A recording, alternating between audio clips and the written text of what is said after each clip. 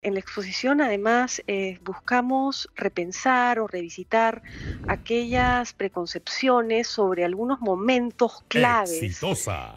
sobre la historia de los incas, ¿no? Por ejemplo, los orígenes, ¿no? Muchas veces a través de los mitos, en la escuela hemos asociado las incas con el nacimiento en el altiplano, ¿no? Pero hoy en día la arqueología nos habla distinto, ¿no? Nos habla de que en el Valle del Cusco se empieza a gestar un grupo que empieza a consolidarse y que se llamaban de hecho no incas, sino cuscos, y son esta élite que se empieza a gestar y que eventualmente se desarrolla en lo que hoy conocemos como inca.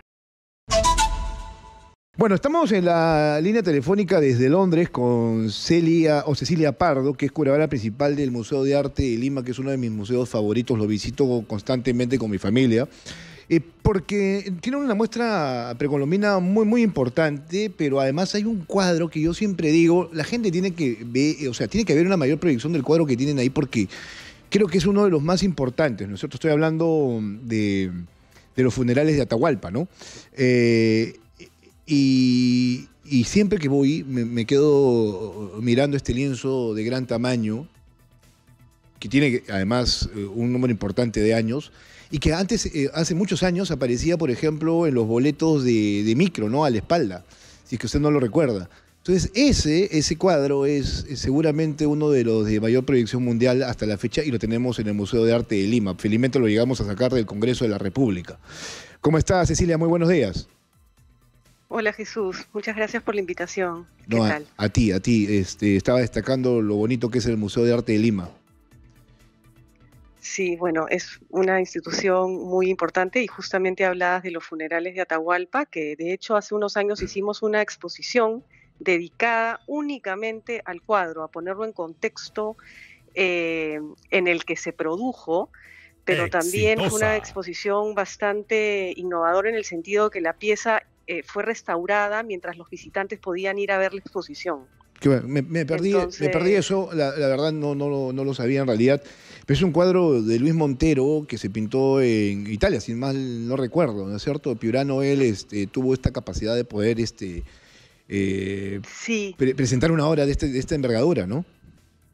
exactamente, ¿no? Y además, de hecho, la colección permanente del Museo de Arte de Lima, que se exhibe en la segunda planta del museo, si bien piezas como esta no forman parte de la exposición de los incas más allá de un imperio que las presentamos en la primera planta, hay muchas piezas que dialogan conceptualmente con las narrativas que presenta la exposición, porque la exposición trata de la historia de los incas, desde los orígenes, en el sur andino, eh, hasta la conquista, la pervivencia durante la colonia y la memoria y legado de los incas hasta nuestros días, ¿no? Entonces, los incas no acaban en 1532 con la llegada de Francisco Pizarro y la muerte de Atahualpa, ¿no? Sino que hay una pervivencia importante, transformada, adaptada a los contextos históricos de nuestro país, y creo que eso es uno de los grandes aportes de esta exposición.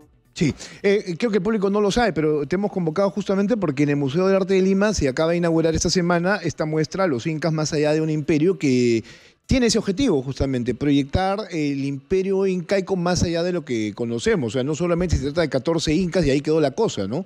Es una cultura que con los años se fue adaptando a los nuevos tiempos. Sí, totalmente. En la exposición, además, buscamos repensar o revisitar aquellas preconcepciones sobre algunos momentos claves Exitosa. sobre la historia de los incas, ¿no? Por ejemplo, los orígenes, ¿no? Muchas veces a través de los mitos, en la escuela hemos asociado las incas con el nacimiento en el altiplano, ¿no? Pero hoy en día la arqueología nos habla distinto, ¿no? Nos habla de que en el Valle del Cusco se empieza a gestar un grupo que empieza a consolidarse y que se llamaban de hecho no incas, sino cuscos, y son esta élite que se empieza a gestar y que eventualmente se desarrolla en lo que hoy conocemos como incas, ¿no? Claro. La otro gran preconcepción es justamente la llegada de los españoles y ese periodo de transición que le llamamos invasión y resistencia en la exposición, ¿no? Que es estos 40 años donde los incas se refugian en la zona de Vilcabamba, ¿no? Que es muy importante, pero es un momento poco conocido en la historia, ¿no? Y que ahora con la arqueología se está dando a conocer mucho más. Bueno, la arqueología como ciencia ha avanzado de manera importante gracias a la tecnología también, y esto nos permite tener nuevas interpretaciones de aquello que fue una cultura sustancial para el Perú, ¿no? O sea, el Tahuantinsuyo fue importante en cuanto a manejo y dominio, ¿no? O sea, creo yo que en la exposición no solamente es que vamos a ver registros, ¿no?, de esa cultura, sino que vamos a tratar de entender la capacidad de dominio que tuvo, sobre todo una cultura que fue bastante elitista también, habría que decirlo, ¿no? Sí, de hecho, otra de las grandes mitos que tratamos de abordar es que el Tahuantinsuyo para muchos de nosotros, de hecho yo a veces lo converso con mis hijos, de cómo aprendemos en el colegio, en la escuela, y la idea del Tahuantinsuyo como un fenómeno homogéneo, ¿no? Donde todos responden a mismas tradiciones o a una misma lengua, cuando fue todo lo contrario, ¿no? El imperio de los incas que se gestó y se desarrolló de una manera muy rápida, donde tuvo que ver mucho, a mi modo de pensar, el desarrollo del quipu, que permitió trasladar información de un lado a otro de forma muy rápida a través del imperio, pero se basó básicamente en la constante negociación con otros pueblos, ¿no? Entonces, en la costa, en el sur andino, en la Sierra Norte, y donde vemos, por ejemplo, estamos presentando un audiovisual que te presenta un poco cómo el quechua se desarrolla durante el siglo XV y XVI, y vemos que convive con muchas otras lenguas en los Andes centrales. Y eso nos dice que los grupos siguen manteniendo sus propias tradiciones y formas de vida, ¿no? Me interesa mucho lo que me estás comentando y creo que es un espacio importante que el público debe aprovechar, sobre todo si usted que nos ve, nos lee, nos escucha a través de la radio, quiere hacer algo distinto los fines de semana, puede ir a visitar el Museo de Arte de Lima, que es muy accesible además y que constantemente está refrescando sus muestras, sobre todo en el primer piso. Esto que han hecho es un trabajo más que titánico, el traer justamente estas piezas, estas obras, para que el público conozca más de lo que somos nosotros finalmente, porque estas son nuestras raíces, y hay que destacarlo hoy más que nunca, sobre todo porque hoy es el día del Inti Raymi, ¿no? Entonces ya cuando hay esa expectativa también surgen estos temas que creo que son trascendentales. La muestra está desde ya, ¿no es cierto?, a disposición del público. Además entiendo de que paralelamente hay la presentación de un libro para niños para que ellos también sepan exactamente de qué se trató el Imperio Incaico, ¿no? Exactamente. Si bien venimos haciendo exposiciones de arte prehispánico en el Mali hace más de una década, esta es la primera exposición que se presenta con un catálogo un poco de corte académico y una publicación dedicada a los niños, pero es una historia que también es muy útil y un poco para adultos, ¿no? Y para familias. Es un proyecto lindo que el Mali ha editado en colaboración, en alianza con Pichoncito, una editorial que está un poco trabajando para poner en valor y acercar a un público joven a temas de nuestra historia y cultura.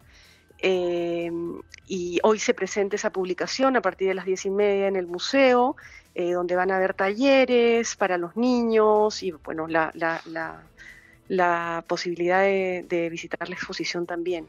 Bueno, yo he recibido capturas del libro, no lo tengo a la mano en realidad, pero estoy viendo aquí que está muy bien estructurado, ¿no? Sobre conceptos y además proyecciones de los incas, ¿no? Quiénes fueron los 14 incas y cómo fueron ellos desarrollando sus actividades a lo largo de los años.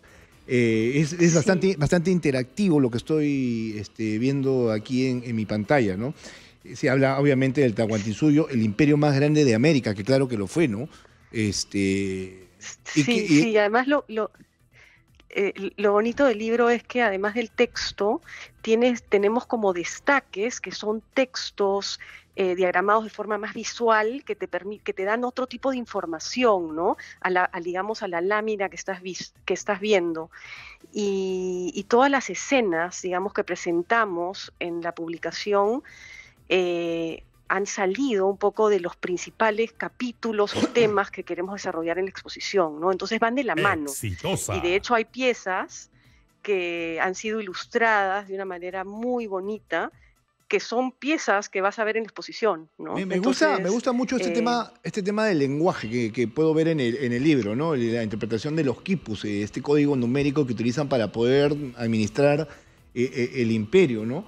Es interesante esto porque cada civilización tiene su forma de expresión a través de diferentes aspectos, pero el lenguaje es fundamental. Yo lo veía, por ejemplo, en el Museo Egipcio de Turín en su momento, cómo es que los jeroglíficos eran importantes, por ejemplo, para poder desarrollarse y cómo es que luego la ciencia consigue a través de esta piedra, si no me equivoco, Rosetta, ¿no?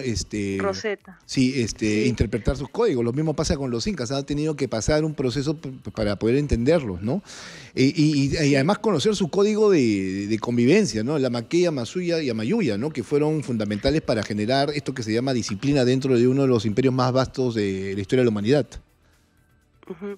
La piedra Rosetta te diría que es la pieza más visitada, más vista en el Museo Británico, que es el museo donde yo ¿Dónde estás? trabajo actualmente. Sí, Y bueno, los quipus, además que le dedicamos una exposición hace unos años en el Mali, es una herramienta que, como dije anteriormente, fue fundamental en el desarrollo del Tahuantinsuyo, en la medida que pudo trasladar información que era contenido en estos nudos a través de territorios muy vastos, pero hoy día sabemos que además de registrar información numérica, también registraron información narrativa como canciones, poemas y otros tipos de información que los investigadores están en proceso de develar, ¿no?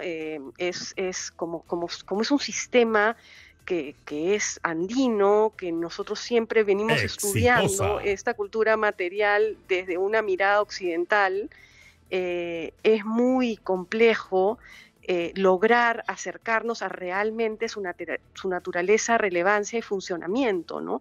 Y por eso los quipus que sobreviven hasta hoy son clave para nosotros entender cómo se pudieron usar hace 500 o hace 1000 años, ¿no? Cecilia, muchas gracias por estar con nosotros el día de hoy. Creo que es importante. Ojalá nos puedas visitar algún día en estudios para hablar más en extenso del rol que cumplen justamente las personas que se dedican a los museos. Yo soy gran impulsor de los museos. Creo que es importante que la gente conozca a sus museos y ¿sabes qué? Que además creo yo que deberíamos hacer es impulsar el tema de los museos vivos. He tenido la posibilidad de viajar en algunos momentos por el mundo, por diferentes aspectos y siempre me he dado un tiempo para visitar los museos y siempre los he visto muy activos, ¿no? De gente que va, pinta, familias enteras que se toman todo el día para conocerlos y cada museo es cada vez mucho más interactivo. Gran trabajo el que hacen en el Mali, por cierto, también. Y sí, el público no se lo puede perder, o sea, está ahí, tienen que descubrirlo si es que no lo conocen, ¿no? Y pasar un día de familia ahí, justamente. Yo creo que es la oportunidad para realmente acercarnos a las formas de un poco el desarrollo de esta gran civilización y que complementa de una manera muy didáctica lo que se aprende en la escuela, ¿no? Tenemos visitas escolares, tenemos talleres familiares y el museo está ahí para todos ustedes, para que lo puedan visitar y la muestra va a estar abierta hasta el 26 de noviembre y abre de martes a domingo de 10:30 a 6 de la tarde, salvo los sábados que abre hasta las 5. Y pueden comprar las entradas en Joinus y en la boletería del Mali. Sí, vaya, yo si algo le agradezco a mi madre, aparte de la vida, es justamente haberme acercado a los museos, al teatro, ¿no? Ahí en el Museo de Arte de Lima, la zona del teatro, también la pude ver, es entrañable, ¿no? También había algo ahí también de proyección de películas en los primeros festivales de cine latinoamericano en los que participé. Pero bueno, recordar es volver a vivir y eso es lo que me trae siempre un museo como el Museo de Arte de Lima. Un fuerte abrazo, Cecilia, muchas gracias. Y vayan a la muestra, Los Incas más allá de un imperio. Estábamos con Cecilia Pardo, curadora principal del